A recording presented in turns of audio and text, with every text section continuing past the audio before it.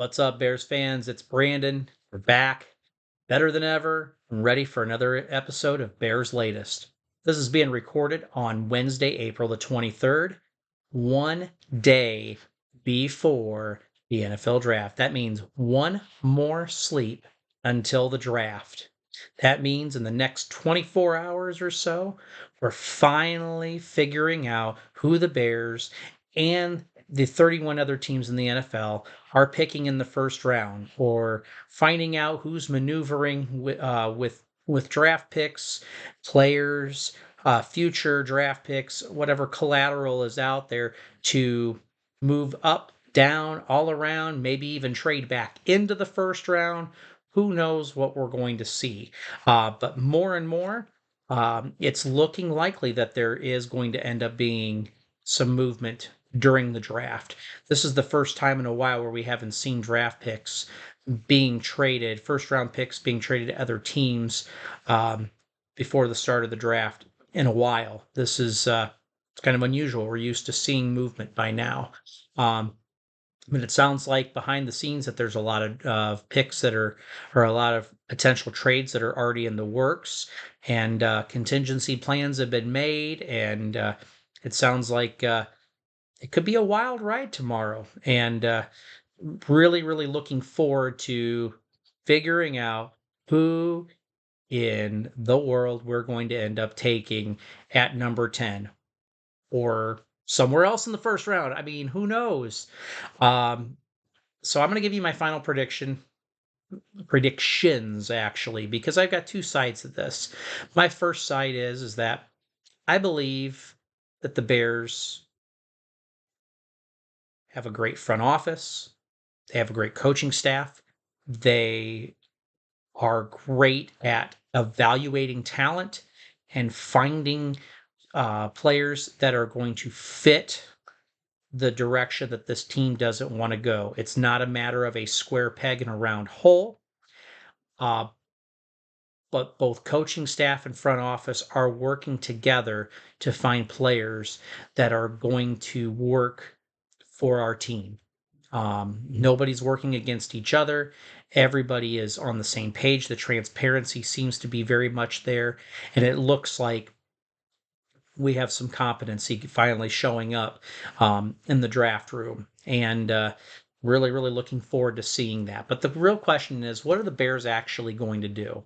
This is what we've been asking ourselves since we found out we were picking 10 back in January. That we knew we were going to be in the upper, the upper, third or better of the draft in terms of getting a high pick.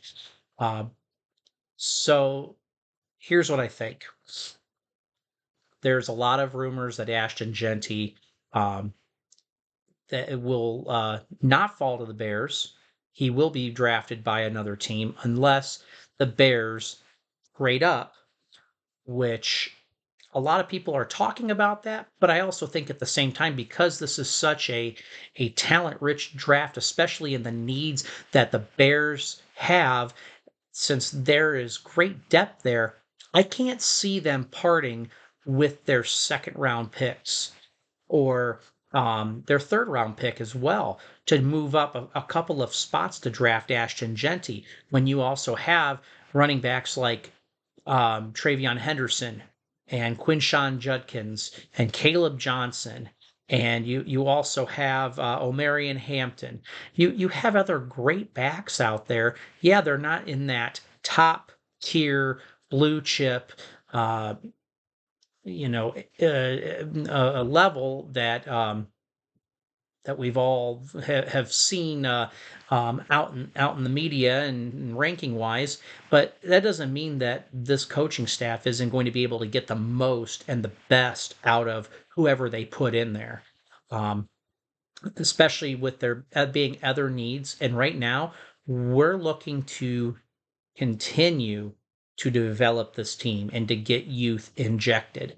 We need to be like what the Eagles are, where the Eagles go out and they find these young players and develop them and they continue to just develop, and just build a stable up. And then when their players get to a certain age, or they get to a certain price point where they don't want to pay them anymore, or they can't, or it's time to retire or move on, then they're able to draft again and restock the cupboard. And I think the Bears need to start developing that mentality. So trading up, I do not believe is going to happen. Either they are going to stay at 10, or we're going to see a trade down. And more, based on players and where they would fall, especially since, players like Tyler Warren could potentially be gone. He's rumored to be going to the Jets. Mason Graham could either be right there at Jacksonville at 5, or could be with Vegas at 6. Vegas is also even being rumored that they want to go after a Mason Graham. Mason Graham could either go to the Jags or go to Vegas. So they can start beefing up the defensive side of the ball now that they've got some pretty decent pieces on the offensive side to go along with Geno Smith and Brock Bowers. So there's also rumors that the top 3 linemen in this draft could be gone before the Bears even pick. And I think it's a little rich to trade up.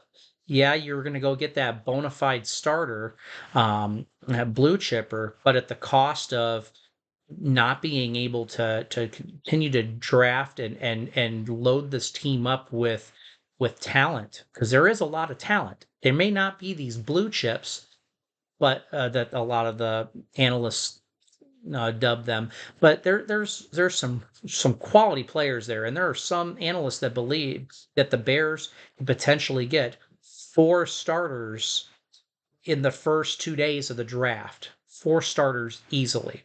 So I believe that the Bears are going to find a way to trade down, and they're gonna be able to still get their guy, whether it's a lineman like a Mike Green, or James Pierce there for the defense, or if they get a guy like Simmons out of Ohio State, or Josh Connerly, that's possible as well.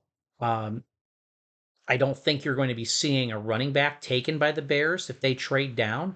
The only way I could see them taking a running back is if they trade back into the first round. But I think the separation there is not worth, packaging picks just to get back up in there when you could still get your guy, or get a guy that has the same traits, same characteristics, and without giving up our picks there.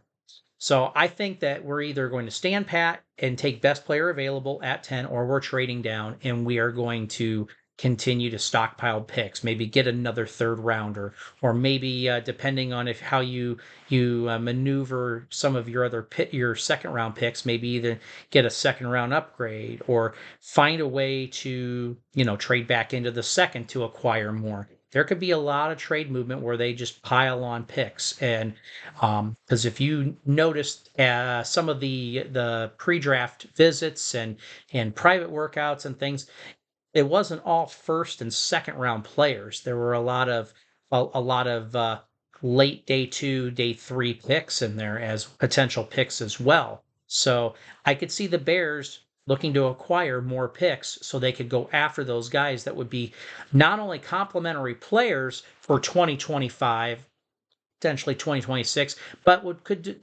develop into the next big thing for our team.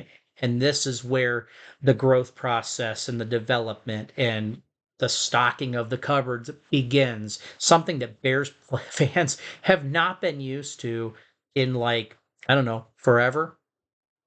So that's where I'm going to go with that. But here is my very last draft update for you guys. This is very interesting. So we talked about a couple days ago that Des White, former Bears wide receiver, was going to be announcing day 2 picks. Well, it looks like there's been a little amendment to that, and it looks like we have another athlete who is a bona fide Chicago Bear fan, a diehard Bears fan, by the name of Seth freaking Rollins of WWE fame and number one Chicago Bears fan is going to be there to announce a pick as well, which I think is absolutely electric. I am super excited about this. I'm not a big WWE wrestling fan, but I do love when there are celebrities out there and of that type of stature that are Bears fans or Chicago fans, um, like Eddie Vedder is with the Cubs, and John Cusack is with the Cubs. Bill Murray, being a Chicago loving guy. So to see Seth Rollins stepping up and wanting to announce a pick, and has also expressed an interest in being able to be an announcer and like future Bears games or be an analyst or something like that down the road. I thought that was pretty cool to read and to see there. So you're definitely going to be seeing the new um, well, how do I want to say it? The new and improved, because he just had a slight heel turn at WrestleMania, coming off of a crazy bout at WrestleMania. You're going to see Seth freaking Rollins announcing one of those picks up there in Green Bay. And knowing him and his personality and how much he loves the Bears, you best believe he's going to be giving Packers fans a lot of grief up there. And I'm here for it. Can't wait. So I'm going to move on because I feel like I've really gotten really long-winded, but really in depth on my thoughts on the draft. So glad I get to put that part to sleep and see what actually happens. But there's something a little more personal to talk about here. I don't know if anybody had happened to catch the interwebs today, and maybe even sport any of the sports media outlets, but word out of the Chicago area is that Steve Mongo McMichael, Bears Hall of Fame defensive tackle, who has been in a bout with ALS for the last 4 years or so, has just been taken off of a ventilator and has been moved into hospice. And whenever we hear hospice, it's usually end of life. And for those who have kept track of Mongo's situation and followed it, the guy has been through the ringer, but is a absolute fighter. He was a fighter on the field. He was a fighter in the ring when he when he had his stint with WCW. But he's also a very selfless man. I'm kind of bummed because when I was born at the very beginning of the Bears' rise to dominance in the 80s. With the 85 Bears, some of those mid 80s Ditka Bears teams.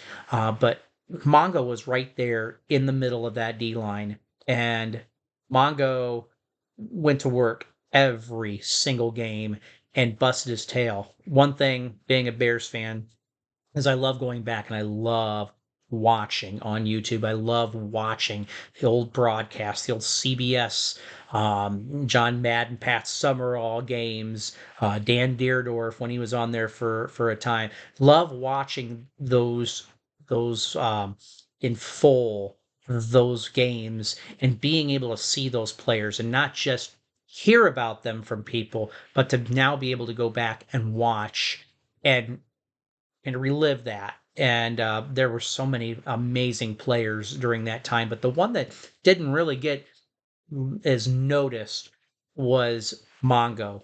They knew he was there and he had his moments and he took players down. But I'll tell you what, that guy opened up a lot of holes to get linebackers and to get other defensive linemen in there to absolutely assault and destroy quarterbacks, running backs, other playmakers on the other side. With him and the Fridge during that 85 season, just absolutely relentless. And Buddy Ryan just unleashed the havoc right there.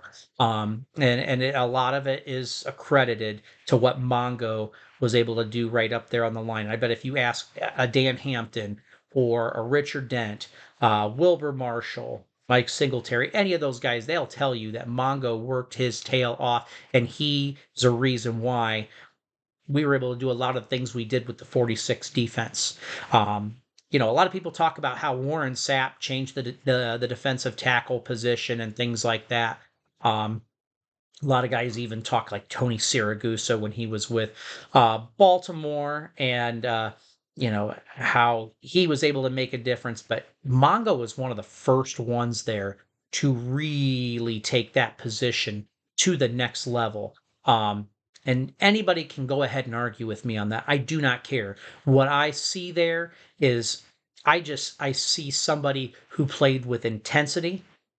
He he definitely was flashy on the field as well.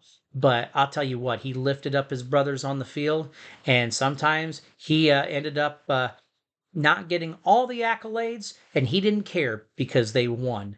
And he cared about every single one of those guys on the field. And that's why a lot of them to this day have banded around him and have continued to lift him up as he continues to fight through this tragic, debilitating disease.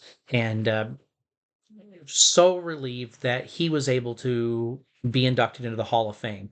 And people can say what they want to say, that he wasn't Hall of Fame worthy and things, but everything I just told you right there, and you need to go back, folks, and you need to watch some of the highlights. This dude was amazing on the field and was a catalyst on that defensive side of the ball. Any one of those guys would tell you that. And he had a great career in Chicago, well respected, and was one of the guys that took the position to the next level. And he's very deserving of that Hall of Fame honor. And just continue to pray and hope that Steve and his family continue to be lifted up during this difficult time. We had just lost Mama Bear, lost Virginia McCaskey over the winter time. So to potentially lose another one of our own is pretty heartbreaking. But I'll tell you what, he did it his way, and was one of the many great players to don the orange and blue for the Bears. So um, take care, Mongo, and prayers up to you, brother. Talking history and things like that. We got to talk about Brian Piccolo. And if you don't know anything about Brian Piccolo, you need to get out from underneath that rock, and you need obviously to do a little bit of research, but I also highly recommend watching Brian's song. And it talks about the relationship with him and Gail Sayers, and the bond that they built together, especially during that time of, civil rights issues and angst and things like that, segregation and trying to break the barrier. This is a true story and a great example of how that was able to happen, the breaking down of the barriers. But at the same time, two guys that we're there for each other, especially Brian, being very accepting of Gale Sayers and not judging by the color of his skin, but then Gale at the same time being there for Brian when he was diagnosed with his form of testicular cancer. He died very young, 26. I'm 42. Going to be 42 actually tomorrow. To think about that, to be gone that early in life, and especially for a guy like Brian, who he even though his body broke down on him, the guy played with passion and heart, and he was a great teammate. Um, all around great guy for the Bears during those years, the George Halas years, you could say. And upon his passing, there was an award created for Brian Piccolo that has been given out every year since he has been not with us, and it's given to the top rookie that has, you know, basically had exemplary character and is just a great person all around, good leader. And this year, that rookie was Roma Dunze who received it. And for about the last 30 years or so, they've also been giving it to a current veteran as well that has displayed those same qualities. And that was none other than TJ Edwards, who actually won it last year. So that goes to show you why he ended up getting an extension. He got his payday because he's wanted in that locker room. He's a great person.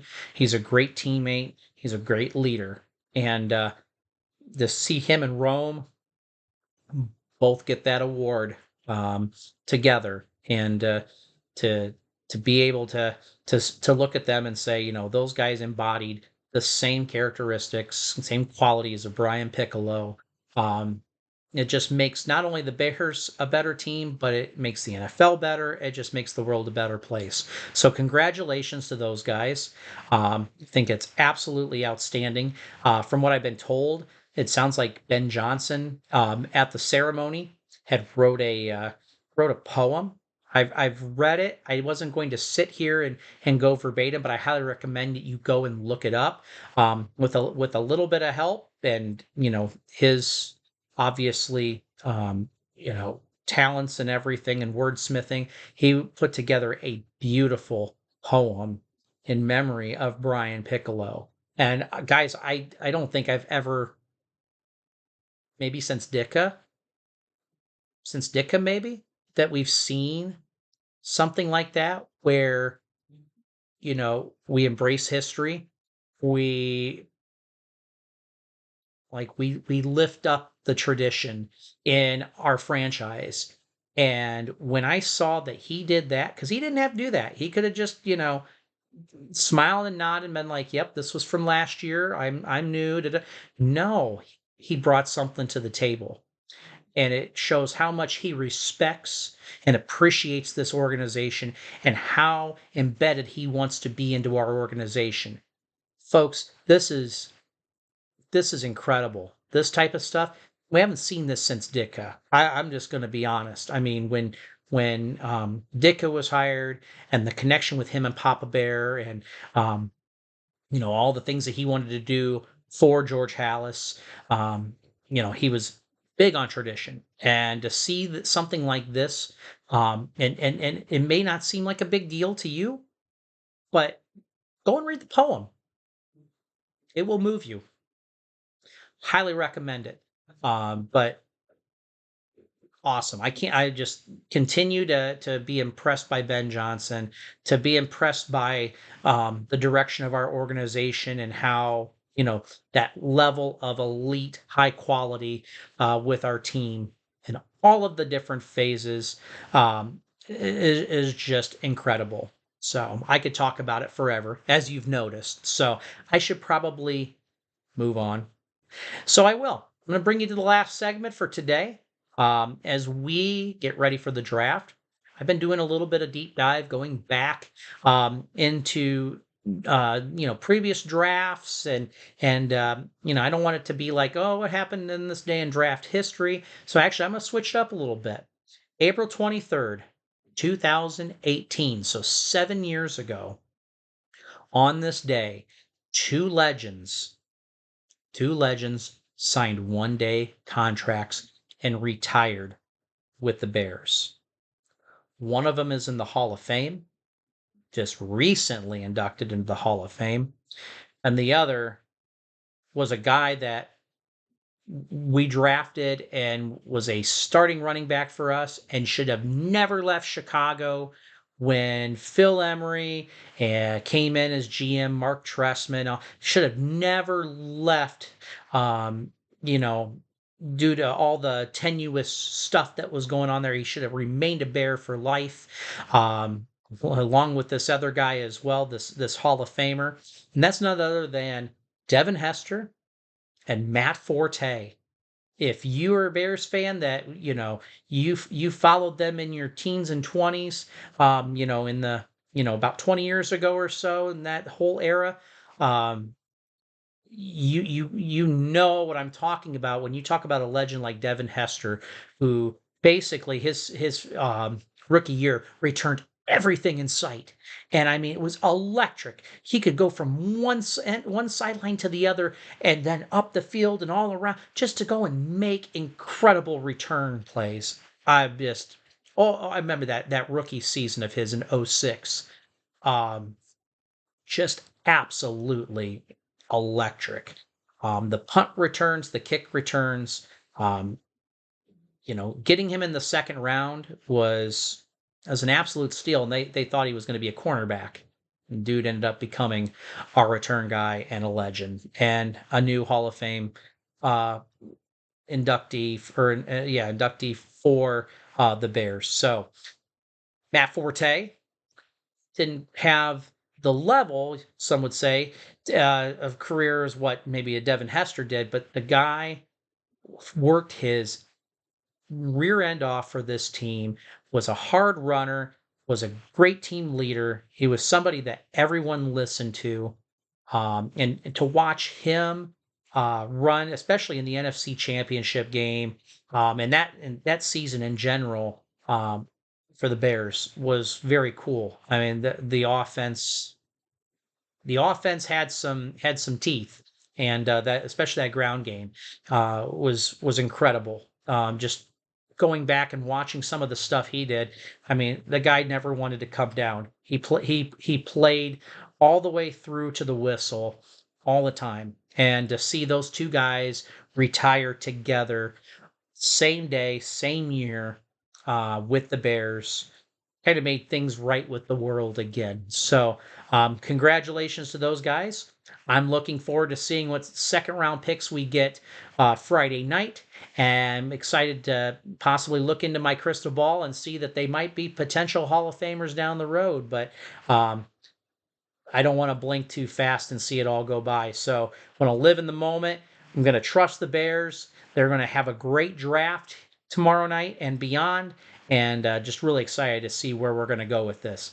And with that, Bears fans, a half an hour later or so, that's all I have for today. So leave a comment below, leave a like. If you have any questions, you have anything you want me to look into, if you have some Bears facts that you want to share as well, this is the People's Podcast here. This is the Bears Fans Podcast. So if there's anything that you want to contribute to this, uh, one, I will not take credit. I will give credit where credit is due. And two, this is for all of us. For all of us diehards that love our beloved Bears, and we wear our heart on our sleeve day in and day out. And no matter how tragic things go, season in, season out, we're always there for our beloved Bears. So, without further ado, I'm signing off. This is Brandon, and always remember, folks, bear down.